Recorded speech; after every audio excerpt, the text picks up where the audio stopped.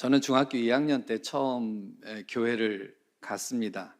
당시에는 주일 예배 말고 토요 집회 시간이 있었습니다. 그래서 그때 토요 집회에 모여서 성경 공부도 하고 다른 행사도 하고 모임들을 했었습니다. 그때 제가 사형리를 배우면서 예수님을 나의 구주로 영접을 하게 되었습니다. 제가 고등학교 2학년이 이제 되었을 때 저희 진로에 대해서 고민을 하기 시작을 했습니다. 이제 학교에서 이과와 문과로 이제 나누는 그런 과정에서 나는 앞으로 무엇을 할 것인가 하는 고민을 하게 된 거죠.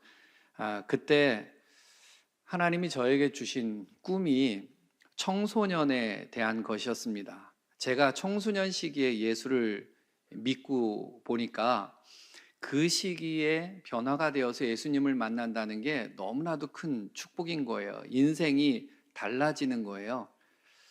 그래서 나와 같은 그런 청소년들을 위해서 내가 사는 것 정말 인생에 가장 큰 가치가 있겠다라고 생각을 했습니다. 그래서 평생을 청소년들을 위해서 살아야겠다라는 그런 목적을 잡은 거죠.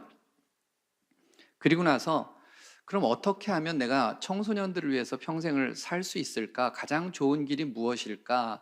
라는 생각을 해보니까 목사가 되는 길이 가장 좋은 길이라고 생각이 된 것입니다. 그래서 제가 신학을 가게 되었습니다. 그러니까 목사가 되는 것이 소명이 아니고 청소년들을 위해서 사는 것이 저에게 주신 소명이었던 거죠. 그러니까 그 소명을 이루기 위해서 목사라는 길을 제가 선택한 것뿐입니다. 그래서 저는 꾸준히 청소년 사역자의 길을 걸어왔습니다. 그러면서 난 평생 이렇게 살 거야. 평생 교육을 하면서 교육 목사로 청소년들과 함께 내 생을 바쳐도 돼 라고 생각하고 그 길을 달려갔었는데, 그런데 나를 위해 하나님은 또 다른 계획을 가지고 계셨던 거죠. 그 사실을 나중에 발견하게 된 겁니다. 그리고 그 섭리에 따라서 지금 이 자리까지 제가 오게 된 겁니다. 모세의 경우는 자신이 선택한 나이가 40세였습니다. 흔히 세상에서 말할 때 가장 잘 나가는 그런 때였습니다. 당대 최강의 국가였던 이집트의 왕자로 모든 것을 쥐고 있었을 때입니다. 모세는 그때 자신이 하나님을 위해서 일할 수 있는 때다 이렇게 생각을 했어요. 왜냐하면 모세가 3살 때까지 자기 친어머니에게서 자랐습니다.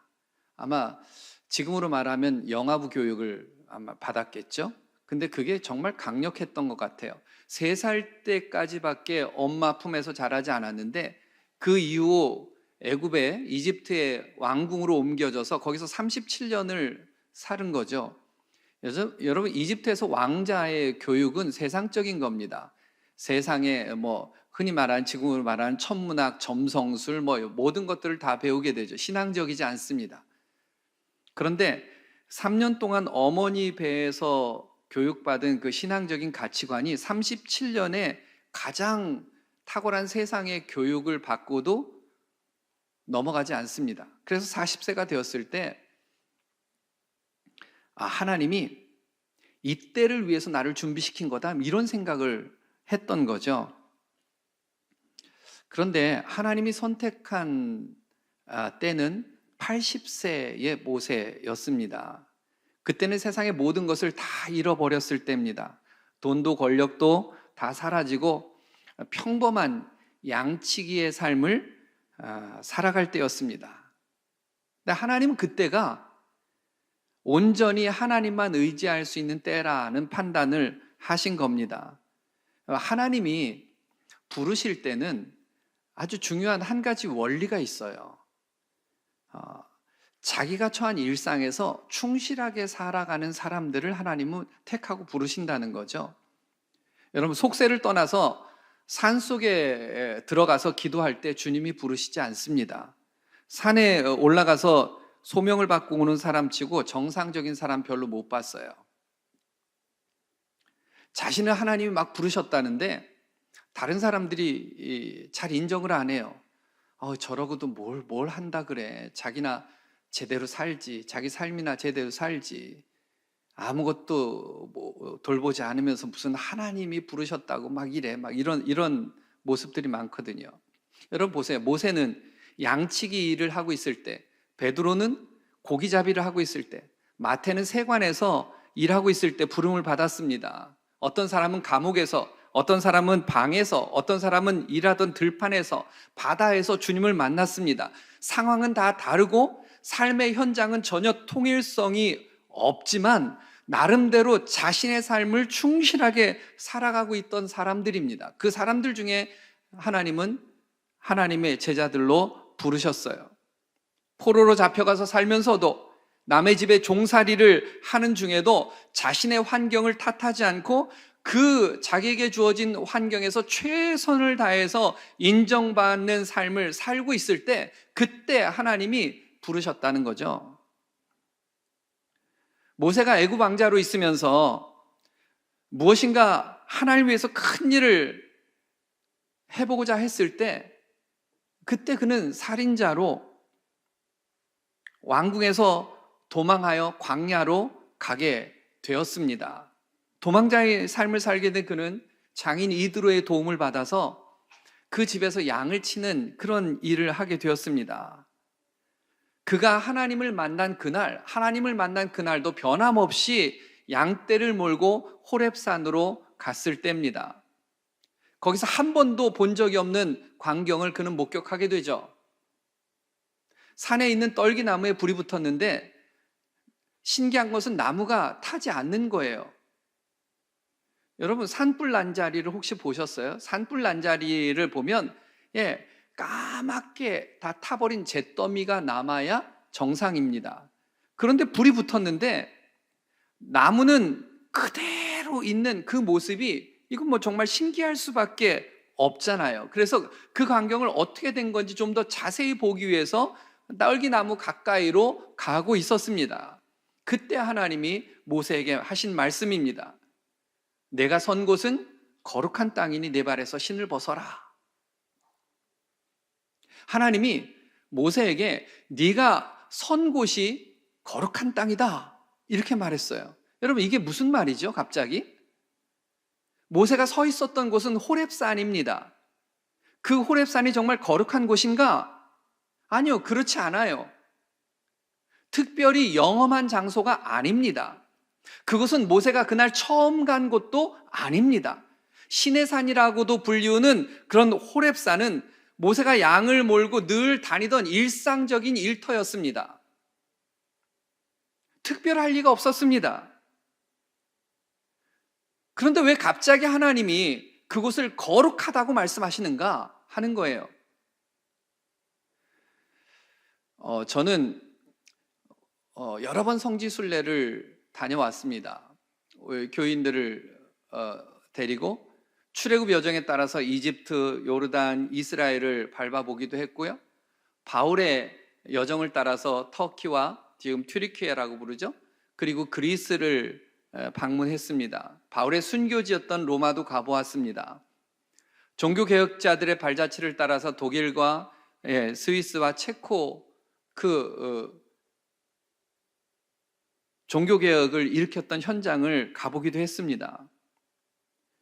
그런 곳을 가보면 성경에 대한 이해를 넓혀주기도 하고 가슴에 큰 울림이 있는 것은 사실입니다. 그런데 저는 그런 많은 곳들을 가보았지만 성지는 보지 못했습니다.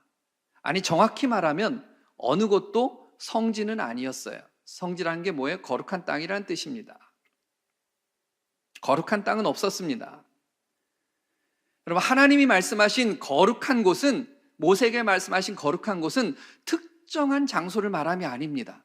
현재 자신이 밟고 있는 삶의 자리, 그 자리를 말하는 거예요. 지금으로 말하면 우리가 서 있는 곳, 그곳이 거룩한 곳이라는 거예요. 가정이나 학교든지 직장이든지 교회든지 어디든 내가 서 있는 곳, 그곳이 거룩한 곳이다 라고 하시는 말씀이거든요. 자, 그렇다면 어떻게 우리가 서 있는 일상의 터전이 거룩한 곳이 될 수 있는가 하는 거예요. 어떻게 내가 매일 살아가는 삶의 현장이 거룩한 곳이 될 수 있는가? 오늘 제가 여러분들에게 기도의 제목으로 던지고 싶은 건 그것입니다. 오늘 함께 나눌 말씀의 핵심입니다.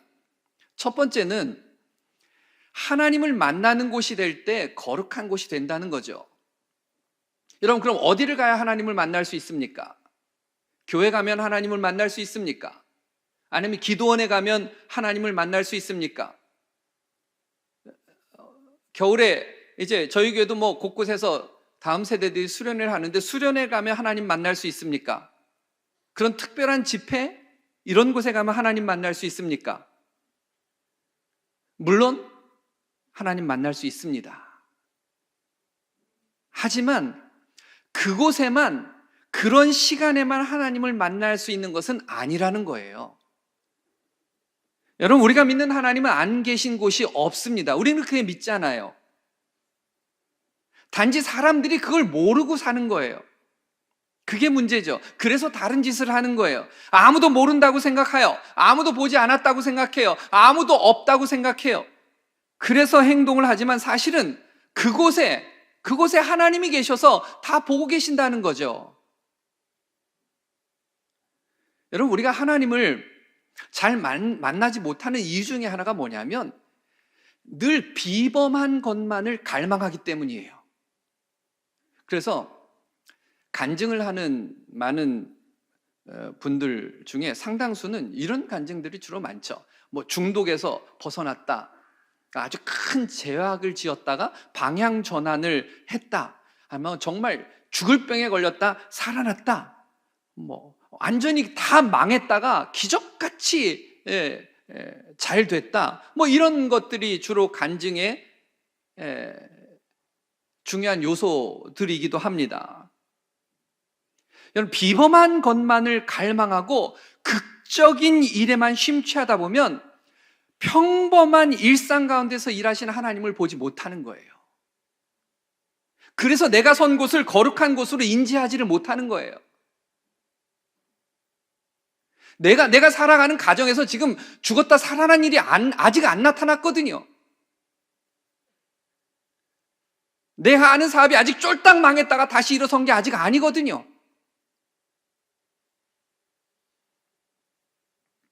창세기 28장에 보면 야곱 이야기가 나와요. 꿈속에서 사닥다리를 보는 장면입니다. 거기에 이렇게 기록되어 있습니다. 야곱이 브엘세바에서 떠나 하란으로 향하여 가더니 한 곳에 이르러는, 이렇게 되어 있어요. 그곳 이름이 나와 있지 않아요. 어떤 곳인지 나와 있지 않아요. 그저 한 곳에 이르렀다, 이게 전부입니다. 그러니까 야곱이 가다가 멈춰 쉰 곳이에요. 너무 피곤하니까 이제 쉬어야 되는 곳이에요. 특별할 것이 없는 장소였다, 이런 말이에요. 신성하거나 거룩하지도 않았다는 거예요. 주목할 만한 점도 없었어요. 그냥 야곱의 여행길에 있던 평범한 장소, 피곤하니까 쉬어야 될 그냥 쉼이 있었던 그곳, 그래서 한 곳이라고 그냥 표현한 거예요. 그곳에서 야곱이 돌베개를 베고 자다가 꿈을 꾸게 되었죠. 꿈속에서 하나님의 사자들이 사닥다리를 오르락내리락 하는 것을 보면서 하나님의 음성을 듣습니다. 그리고 야곱이 이제 잠에서 깨어나죠. 그 꿈속에서 그런 상황을 본 다음에 잠에서 깨어나서 야곱이 한 말이 뭐냐면 이거예요. 여호와께서 과연 여기 계시언을 내가 알지 못하였도다. 야곱이 놀란 것은 하나님을 그곳에서 만났기 때문이에요. 만약에 할아버지 아브라함이나 이삭이 쌓은 그런 단에서 제사하는 중에 하나님을 만났다면 놀라지 않았을 거예요. 당연히 여기 하나님이 계실 거라 생각했을 거예요. 야곱의 고백이 뭐죠? 하나님이 늘 거기 계셨다, 이 말이에요. 하나님이 늘 거기 계셨다. 자기가 가는 그 길에 하나님이 늘 계셨다, 이 말이에요. 그것을 자신이 모르고 지금까지 살았구나. 근데 그것을 그날 깨달은 거예요. 내가 가는 그 길, 내가 밟는 그 발걸음, 여기에 하나님이 계셨구나 하는 것을 그동안엔 몰랐다는 거예요. 근데 그때 한 거예요. 열왕기하 6장에 보면 엘리사 이야기가 나오는데 이런 장면이 있어요. 아람 왕이 엘리사를 잡기 위해서 밤에 엘리사가 있는 그 성읍을 병사들로 이렇게 포위를 해버렸어요. 엘리사를 잡기 위해서죠. 아침에 엘리사의 사환이 일어나서 나가서 보고는 깜짝 놀란 거예요. 병사들이 진을 치고 있으니까. 그러면서 탄식을 합니다. 아, 내 주여, 우리가 어찌하리이까? 내 주여, 우리가 어찌하리이까? 그때 엘리사가 그 사환을 안심시킵니다. 그래서 뭐라고 말하냐면, 우리와 함께한 자가 더 많으니까 걱정하지 마. 그리고는 엘리사가 이렇게 기도했습니다. 여호와여, 원하건대 그의 눈을 열어 보게 하옵소서. 그러자 사환이 눈이 열립니다. 눈이 열리자 불말과 불병거가 가득 둘러싸고 있는 것이 사환의 눈에 보인 거예요. 사환은 그곳에 하나님이 계시리라는 상상을 하지 못했습니다. 그러나 엘리사는 알고 있었던 거죠. 자기가 있는 그곳에 하나님이 함께하고 있다는 사실을 알고 있었던 겁니다. 여러분, 누군가가 고통을 받고 있을 때 간혹가다 하나님이 함께 하시지 않는 것처럼 말하는 경우들이 있어요. 왜? 하나님은 도대체 어디 계신 거야? 하나님이 나에게 왜 이런 일을? 하나님 나를 사랑하지 않으시나? 나를 잊으셨나? 그래서 기도를 해도 이렇게 기도하죠. 하나님 나와 함께 해주세요. 하나님 나와 함께 해주세요. 여러분, 그런데 성경을 보세요. 성경을 보면 하나님은 이미 말씀하셨어요. 내가 늘 너와 함께 하겠다. 예, 한 번도 떠난 적이 없으시다고 말씀하세요. 우리가 그것을 알지 못하고 살아가는 것 뿐이에요. 여러분, 하나님과 나와의 관계는 어떻게 맺어져 있냐면, 제가 그런 비유를 많이 드는데 그냥 혼자서 무슨 모노드라마처럼 해볼게요. 자, 제 손을 하나님이 이렇게 잡으시는 거예요. 그리고 이 한 손은 제가 하나님을 잡아요. 이 손은 잡힌 손이고 이건 잡은 손이에요. 그러면 하나님과 이렇게 마주 보게 되는 거죠. 예, 하나님과 나와의 관계가 이런 거예요. 이게 정상적인 관계예요. 이럴 때 우리는 행복하고, 이럴 때 정말 믿음이 좋고요. 이럴 때 은혜롭다 그러고요. 눈물 흘리고 이러는 거예요. 그리고 살다가 수많은 일들이 생기면서 내가 하나님을 잡은 손을 딱 놓을 때가 있어요. 흔히 우리가 방황한다 그럴 때예요.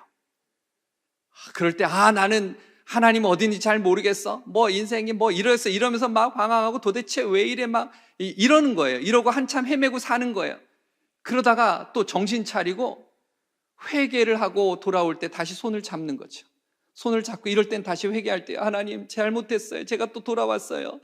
하나님 너무 좋아요. 막 이러는 거예요. 그러다가 또 살다 보면 또 손을 놓고 하나님이 어디 계신지 생각도 안 하고 막 살아가고, 이런 것에 반복적인 삶을 우리가 살아가요. 그런데 우리가 기억해야 될 것이 있어요. 내가 손을 놓고 방황하는 그 순간에도 나를 잡으신 하나님의 손은 놓은 적이 없다는 거예요. 하나님은 한번 잡으신 손을 놓지 않으세요. 다만 나 혼자서 잡았다 놨다 하면서 하나님이 계시다 안 계시다 계시다 안 계시다, 사랑한다 날 미워한다 혼자 이러고 있는 거예요.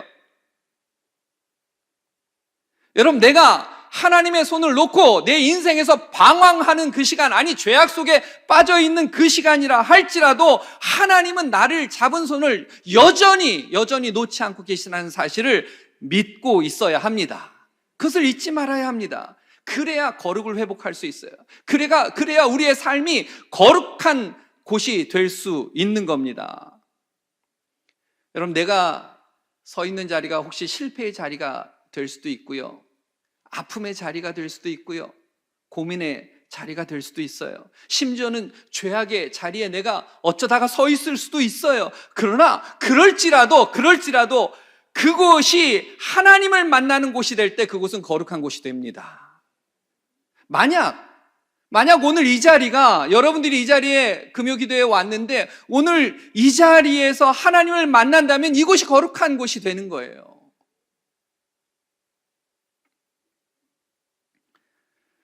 두 번째는요, 하나님의 섭리를 발견하게 될 때 그곳이 거룩한 곳이 됩니다. 하나님께서 모세에게 이렇게 말씀하셨어요.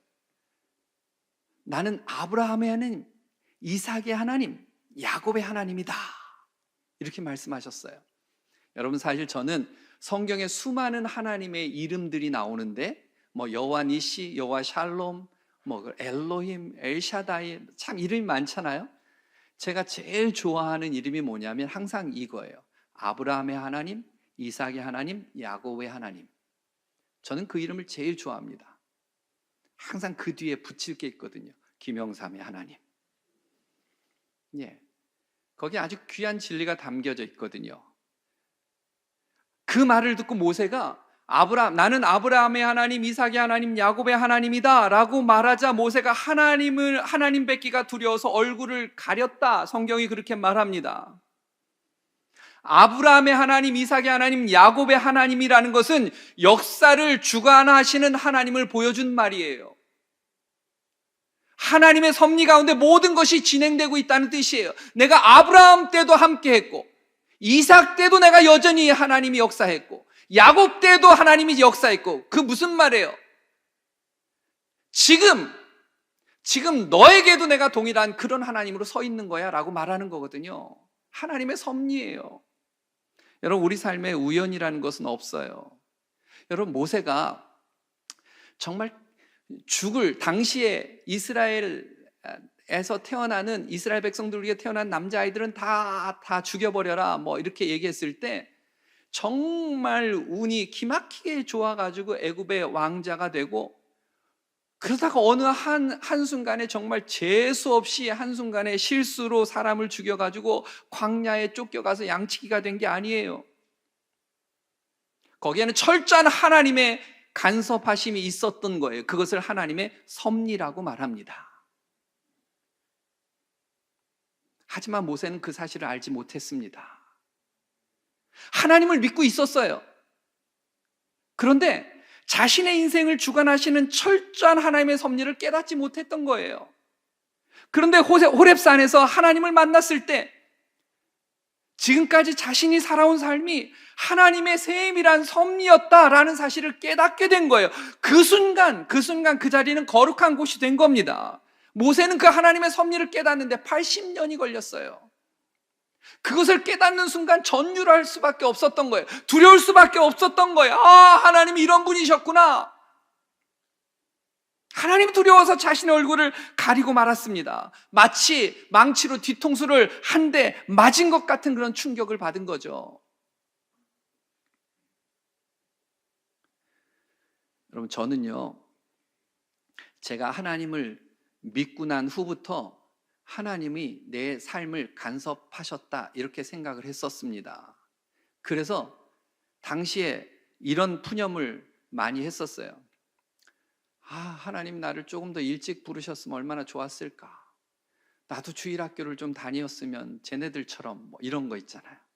나도 조금 더 일찍 예수를 믿었으면 많은 것들을 할 수 있었을 텐데 막 이런 푸념을 했었어요. 내가 하나님을 몰랐을 때, 하나님을 믿지 않았을 때 그때 하나님도 나를 알지 못했다라고 생각을 했었습니다. 근데 그게 아니었어요. 내가 성경을 배우고 하나님을 알고 믿음을 갖게 되니까 이게 아니었던 거예요. 내가 태어날 때부터 하나님 앞에 있었던 거예요. 내가 믿기 전에도 하나님이 내 삶을 간섭하신 거예요. 그것이 하나님의 섭리였어요. 저는 1살 때 아버지가 돌아가시고 8살 때 어머니가 돌아가셨어요. 그래서 미국에 입양 가기 위해서 시도하기도 했었고 스님과 함께 절에서 살기도 했었어요. 초등학교를 5군데나 옮겨 다니는 떠돌이 삶을 살 수밖에 없었어요. 하나님을 알지 못했을 때입니다. 예수를 안 믿었을 때예요. 그런데 그 시간들조차도 하나님이 나를 모른 척 하신 것이 아니었다는 걸 알게 된 거죠. 여전히 나를 지켜보고 계셨던 거예요. 단순히 지켜보신 것뿐만 아니라 철저한 하나님의 계획 속에서 지낸 시간들이었다는 거예요. 다만 내가 그것을 몰랐을 뿐이에요. 내가 하나님을 알지 못했기 때문에 내 인생이 내가 하나님을 몰랐을 때도 하나님이 하나님 손에 붙들려 있었다는 사실을 몰랐던 거죠. 몰랐던 거예요. 근데 내가 주님을 믿고 나서 돌아보니까 그 모든 시간들이 그저 나 혼자서 방황하고 떠돌아다닌 시간이 아니었다는 사실을 알게 된 거죠. 결국 하나님이 이때 이렇게 해서 지금 나를 이렇게 하시려고 하나님이 지켜보고 계셨다는 사실을 알게 된 거예요. 나는 하나님을 알지 못했지만 하나님은 한 번도 내 인생에서 눈을 떼신 적이 없었던 겁니다. 그 사실을 알았을 때 하나님이 두려워진 거예요. 전율이 느껴지는 거예요. 그것이 하나님의 섭리였어요. 그 하나님의 섭리를 알게 되었을 때 그때 내 삶의 현장, 그곳이 거룩한 곳이 되는 겁니다. 여러분, 아무리 과거가 좋았다 하더라도 과거에 얽매여 있으면 안 됩니다. 과거 이야기를 자꾸 한다는 건 나이가 들었다는 표시잖아요. 공동체에서 과거 얘기를 자꾸 하는 공동체는 쇠락하고 있다는 증거예요. 영적인 치매에 걸린 거죠. 여러분, 치매 환자들의 특징 중에 하나가 자꾸 과거 얘기를 되풀이하는 거 아닙니까? 하나님은 이전 일을 기억하지 말라고 하셨습니다. 이유는 하나님이 새 일을 행하시기 때문이라고요. 하나님은 지금도 여전히 살아계셔서 여전히 일하고 계신다고요. 그러니까 하나님의 섭리를 믿는다면, 지금까지 내 삶이 철저하게 하나님의 계획 속에 왔다는 것을 믿는다면 과거 이야기만 하지 말고 미래에 일어날 하나님의 역사를 기대하는 겁니다. 지금까지 이렇게 인도해 오신 하나님이라면, 아브라함과 이삭과 야곱의 하나님이 지금 김영삼의 하나님이라면, 지금 내 인생 60년의 인생을 하나님이 이렇게 이끌어 오셨다면, 제 나이를 얘기해 버렸네요. 그러면 앞으로 내가 걸어가는 이 인생길도 분명히 하나님의 손에 있음을 믿는 겁니다. 그래서 기대하는 거예요. 여러분, 언제가 여러분의 인생의 전성기였습니까? 여러분의 인생의 전성기는 언제였어요? 제가 알려드릴까요? 미안하지만 인생의 전성기는 아직 안 왔어요. 모르잖아요, 우리 미래. 하나님은 어떻게 이끌어 가실지, 분명히 새 일을 행하실 건데, 저는 늘 그렇게 생각해요. 내 인생의 전성기는 아직 안 왔어. 아마 은퇴하고 나서도 전성기가 아닐지 모르겠어요. 여러분의 교회는 어때요? 더 사랑의 교회는? 여러분, 지금이 가장 좋은 때입니까? 초기 멤버들은 예전이 좋았어. 맞습니까? 지금보다 5년 뒤, 10년 뒤가 더 좋아질 거예요. 어떻게 좋아질지는 모르겠어요. 그런데 지금까지 하나님의 섭리와 역사를 보면 하나님은 그렇게 인도하실 것이라는 사실을 믿는 거죠. 그럴 때 여러분, 그 사실을 깨달을 때 거룩한 곳이 되는 겁니다. 세 번째는요, 하나님의 계획을 알게 될 때 그곳이 거룩한 곳이 돼요. 하나님의 섭리 속에는 놀란 하나님의 계획이 들어있어요. 모세의 80년을 세밀하게 간섭하신, 섭리하신 그 하나님께서 그의 인생 여정에 어떤 계획을 가지고 계셨습니까? 모세를 통해서 고통 속에 신음하고 있는 이스라엘 백성들을 살려내겠다는 하나님의 계획이 있었던 거죠. 이것은 모세가 상상할 수 없는 엄청난 계획이었어요. 한 번도 꿈꾼 적이 없어요. 40세 혈기왕성할 때 자기 백성 한 명을 살리려고 이집트 사람을 죽였던 그 모세의 계획하고는요, 비교할 수가 없는 계획인 거예요. 여러분, 인생은 자신의 힘과 계획대로 되지 않는다는 거 여러분 다 경험하시잖아요. 철저하게 하나님의 계획대로 움직이게 되어 있거든요. 하나님의 백성은 자기 인생을 사는 게 아니에요. 하나님이 디자인해 놓으신 대로 살게 되어 있어요. 그러니까 자신이 인생의 디자이너가 되려고 할 필요가 없어요. 원래 원래 가장 멋진 디자이너이신 하나님이 디자인해 놓은 모습을 가장 잘 드러내는 것이 우리가 해야 될 일이에요. 그것을 발견하면 되는 거예요. 하나님이 나를 어떻게 디자인해 놓으셨을까? 그걸 잘 구현해내면 내 인생은 제대로 된 인생인 거예요. 내가 구축할 이유가 하나도 없죠. 여러분, 저도 신학교 다닐 때 제 인생 계획을 세웠어요.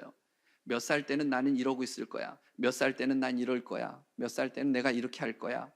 제가 그 5년 주기로 이렇게 인생 계획을 세워놨었어요. 돌아보면 그 계획대로 진행된 것은 사실 하나도 없어요. 그런데 제 계획보다 훨씬 더 놀랍게, 더 빠르게 하나님이 이끌어 가셨다는 것을 증언할 수밖에 없어요. 사역을 시작하면서 여러 교회를 거쳤습니다. 그런데 돌아보면 한 번도 제가 어느 교회를 가겠다고 이력서를 내서 경쟁을 해본 적이 없어요. 처음 제가 전도사로 사역할 때도 담임 목사님이 그 교회 목사님하고 얘기해서 너가 좀 가야 되겠다, 그 교회. 예, 알았습니다 하고 가서 사역을 바로 했어요. 그 후로도 사역의 변화가 생기는 때가 되었을 때 제 의지가 아니라 항상 먼저 연락이 왔어요. 좋게 말하면 스카웃된 거죠. 그렇다고 해서 제가 좋은 교회를 가기 위해서 현재 사역하던 사역지를 떠난 것은 아니었어요. 제가 지금 사역하고 있는 금강교회에서 부목사로 사역하고 있을 때, 지금 교회는 제가 부목사로 있다가 미국에 공부하러 갔다가 이대 담임 목사로 온 그런 케이스의 교회예요. 근데 제가 부목사 시절에 두 곳에서 담임 목사 청빙을 받았어요. 하지만 제가 그때 가지 않았거든요. 이유가 있었어요. 한 곳은 수원에 있는 어느 교회였어요. 저보고 담임으로 오라는 것이었어요. 근데 제가 시기가 맞지 않았어요. 교회에 약속한 시기들이 있었는데 갈 수가 없었어요. 그리고 나서 두 번째 인천에 있는 어느 교회에서 담임 목사로 오라는 청빙이 왔어요. 근데 제가 가지 않았어요. 왜냐하면 저 혼자 부른 게 아니라 제가 알고 있는 제 친구랑 둘이 경합을 하는 거였더라고요. 그 상황을 알고 제가 안 간다고 했어요. 내가 무슨 친구랑 경쟁해서 담임 목사 따먹게 하냐. 그 친구를 쓰라고 제가 얘기했어요. 그리고 제가 안 갔어요. 그 친구도 안 뽑았더라고요. 그럴 거면 나를 혼자 부르든지 왜 경쟁시켜가지고. 그 후에 교회에서 갑작스럽게 저에게 유학을 권유하게 되고 제가 미국으로 유학을 가게 됐습니다. 아무런 정보도 없이 무작정 갔어요. 미국에 도착한 지 한 달 만에 한인교회 사역을 하게 되었습니다. 제가 미국에 왔다는 사실을 알고 그 교회에서 부목사로 사역을 하도록 저한테 요청을 했어요. 근데 제가 그 요청을 받고 한 달 시간을 달라고 그랬어요. 제가 좀 기도를 해보겠다고, 사역을 해도 되는지. 제가 나중에 알고 보니까 얼마나 바보 같은 행동을 했었던 건지 모르겠어요. 왜냐하면 당시에 미국에 유학 온 수많은 목사들이 할 수만 있으면 그 교회에 들어가서 사역을 하려고 항시 대기하고 있었던 거예요. 근데 저는 오라 그랬는데 기도할 시간을 달라고 못 모르고 제가 그랬던 거죠. 심지어는 그러다가 지금 제가 있는 금강교회 담임 목사로 오게 된 것도 저의 의지가 아니었어요. 여름에 이제 미국에서 가족들과 여름 휴가를 보내기 위해서 휴가를 한참 가고 있는데 한국에서 전화가 왔어요. 청빙 과정이 다 끝났으니까 빨리 짐 싸들고 들어오라는 거예요. 금강교회에서 제 자료를 가지고 있으니까 저에게 말 안 하고 알아서 이대 목사 진행을 해버린 거죠. 담임 목사님이. 그래서 저를 뽑아놓은 거예요. 그래서 갑자기 짐 싸들고 들어왔어요. 그리고 가만히 생각해 보니까 제가 처음 전도사 시절부터 담임 목사 할 때까지 서류 한 장 내본 적이 없더라고요. 지금도 어떤 때는 두렵고 떨려요. 어떤 것도 자신이 없어요. 그러나 제가 분명하게 아는 것이 있어요. 내 인생이 철저히 하나님의 섭리와 계획 속에서 움직이고 있다는 사실만큼은 알아요. 하나님은 우리가 선 곳을 거룩한 땅이라고 말씀하셨어요.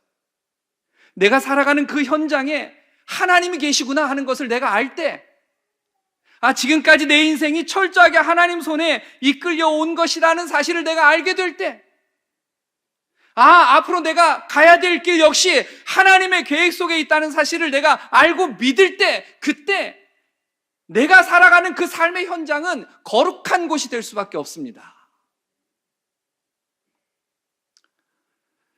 여러분, 그런데 그런 거룩한 곳에 섰을 때 우리가 해야 될 일이 한 가지 있습니다. 신을 벗는 겁니다. 하나님께서 모세에게 말씀하셨어요. 모세야, 내가 선 곳은 거룩한 땅이니 내 발에서 신을 벗어라. 무슨 말이에요? 그 산에서 신을 벗으라는 말인가요?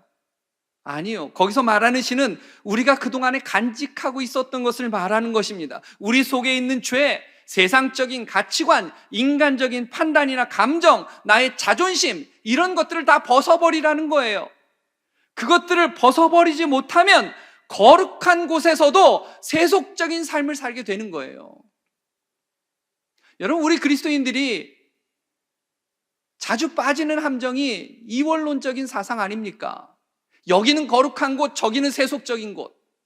여러분, 우리 개혁주의 신앙은 이원론이 아니에요. 일원론이에요. 무슨 뜻이냐면 어디든지 거룩한 곳이 될 수 있고 어디든지 세속적인 곳이 될 수 있어요. 여러분, 우리가 가지고 있는 가치관들이 상당히 건강하고 바르다라는 착각을 할 때가 많아요. 근데 사실이 아니에요. 우리는 태어나는 순간부터 우리를 둘러싼 문화에 속하게 됩니다. 각자의 문화 속에 들어있는 그런 배경 지식과 원리에 따라서 양육받고 배우는 거예요. 이런 사고방식이 우리 안에 깊이 새겨져 있는 거죠. 그런데 성경이 지금 뭐라고 말하냐면 그런 사고체계를 다 내려놓으라는 거예요. 그거 다 내려놓고 성경적인 사고로 채우라는 거예요. 세속적인 모든 것을 벗어버리고 하나님께 초점을 맞추라는 거예요. 그게 거룩한 곳을 만들어가는 사람이 해야 될 일이라는 거예요. 여러분, 우리 자신들을 한번 보세요. 여러분, 우리가 하나님 앞에 설 수 있는 거룩한 존재입니까? 우리가 그런 존재입니까? 아니에요. 복음이 뭐죠? 복음은 내가 얼마나 죄인인지, 내가 얼마나 추하고 내가 얼마나 문제가 있는지를 보는 것부터 시작하는 거예요. 그게 복음이에요. 감히 그런 우리가 어디를 서겠어요? 어디에 하나님 앞에 서겠어요? 여러분, 가만히 보면 가장 세속적인 건 바로 우리예요. 그런데도 우리는 하나님 앞에 서요. 왜죠? 주님을 위해서 살기로 작정했기 때문인 거죠. 십자가의 대속의 은혜를 알기 때문인 거예요. 그래서 자꾸 신을 벗는 거죠. 신을 벗는 거예요. 내가 가지고 있는 생각 자꾸 내려놓고, 나의 가치관 자꾸 내려놓고 하나님의 말씀대로 살아가 보려고 애를 쓰는 거죠. 여러분, 우리가 예배 드린다고 다 거룩한 게 아니에요. 예배 드리는 이 자리도 거룩할 수 있고 세속적일 수 있어요. 이 예배가 하나님을 위한 것이라면 그건 거룩한 것이지만 온통 자신을 위한 생각으로 예배하는 것은 세속적인 겁니다. 무엇인가 나의 것을 얻어가기 위해서 오는 것이잖아요. 예배의 정신은 아니잖아요. 여러분, 공부하는 것도 자신의 출세만을 위한 것이면 그건 아주 세속적인 것이지만 내가 공부해서 정말 다른 사람을 돕고 하나님이 기뻐하시는 삶을 살기 위한 것이라면 그건 거룩한 것이죠. 밥 한 술 뜨는 것도 나의 욕망을 채우기 위한 준비라면 그건 세속적인 것이지만 내가 주님의 사람답게 살기 위한 것이라면 그건 거룩한 것이죠. 그래서 성경 뭐라고 말해요? 먹든지 마시든지 무엇을 하든지 다 하나님의 영광을 위하여 하라라고 말하잖아요. 먹는 것, 마시는 것도 하나님의 영광과 관련되어 있다고요. 먹고 마시고 별것 아닌 것 같지만 그게 다 거룩할 수 있고 세속적일 수 있다는 뜻이죠. 어떤 목적으로 사느냐에 따라서. 여러분, 지금 내가 하고 있는 것이 누구를 위한 것인지, 무엇을 위한 것인지를 자문해야 합니다. 내 마음 깊은 곳을 들여다보아야 합니다. 어떤 것이 자리를 잡고 있는지를 보아야 합니다. 아집, 교만, 욕망, 쾌락, 게으름, 수많은 우상들이 자리를 차지하고 있습니다. 그것들을 꺼내어서 깨끗하게 제거해야 합니다. 견고한 나의 프레임, 그것을 벗어 버려야 합니다. 그리고 그리스도의 가치로, 예수 그리스도의 가치로 가득 채워 나가야 하는 겁니다. 사랑하는 여러분, 하나님은 분명히 우리가 있는 곳이 거룩한 곳이라고 하셨습니다. 거룩한 곳에서는 신을 벗는 겁니다. 여러분, 우리가 사는 이 세상은 나의 욕망과 출세를 실현하는 장이 아닙니다. 하나님이 주인 되어 다스리는 현장이 되도록 해야 하는 겁니다. 그래서 하나님은 우리를 세상 속으로 보내신 거죠. 잘 먹고 잘 살라고 세상으로 보낸 게 아니라 우리를 세상의 빛이라고 말한 이유는, 너희는 세상의 빛이야, 우리로 하여금 세상으로 가라고 한 이유는, 세상 속에서 살아야 한다고 말한 이유는 그 어둠의 세상 속에 들어가서 그곳에서 빛으로 살고 소금으로 살고, 결국 뭐예요? 그래서 하나님의 영광을 보게 하라는 거죠. 너의 착한 행실로 사람들로 하여금 하나님께 영광을 돌리게 하라. 그래서 우리를 세상 속으로 들어가라고 하는 거예요.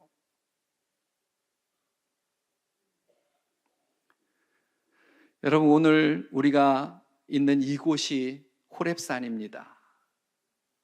예배를 마치고 우리가 가는 가정과 세상이 호렙산입니다. 그곳이 다 하나님을 만나는 곳입니다. 그리고 그곳이 하나님의 섭리와 계획이 이루어지는 곳입니다. 여러분, 그곳이 거룩한 땅이 되게 해야 합니다. 날마다 그러기 위해서 날마다 바울이 말한 것처럼 나는 날마다 죽노라. I die every day. 난 날마다 죽노라. 날마다 신을 벗어버리고, 우리의 신을 날마다 벗어버리고 오직 예수로 사는 인생이 되기를 주님의 이름으로 간절히 축원합니다. 기도하겠습니다. 하나님 아버지, 오늘 이 밤을 축복하심을 감사합니다. 주님, 우리가 할 일이 없어서 오늘 이 자리에 와 있는 게 아닙니다. 시간이 많이 남아 돌아서 이 자리에 와 있는 게 아닙니다. 간절히 기도하고 싶어서, 주님을 만나고자 하는 열망이, 우리를 거룩하게 하시는 그 하나님의 섭리를 보고 하나님의 계획을 따라가고 우리의 신을 벗기 위해서 이 자리에 나와 있습니다. 하나님, 우리의 가정이, 우리의 생업의 현장이, 삶의 터전이 거룩한 곳이 되어가도록 날마다 우리의 신을 벗게 하여 주시옵소서. 그래서 주님이 원하시는 대로, 주님이 기대하시는 대로 정말 그 세상 속에서 참된 빛으로, 소금으로 우리의 역할을 잘 감당해내는 믿음의 자녀들이 되게 하여 주시옵소서. 예수님 이름으로 기도하옵나이다. 아멘.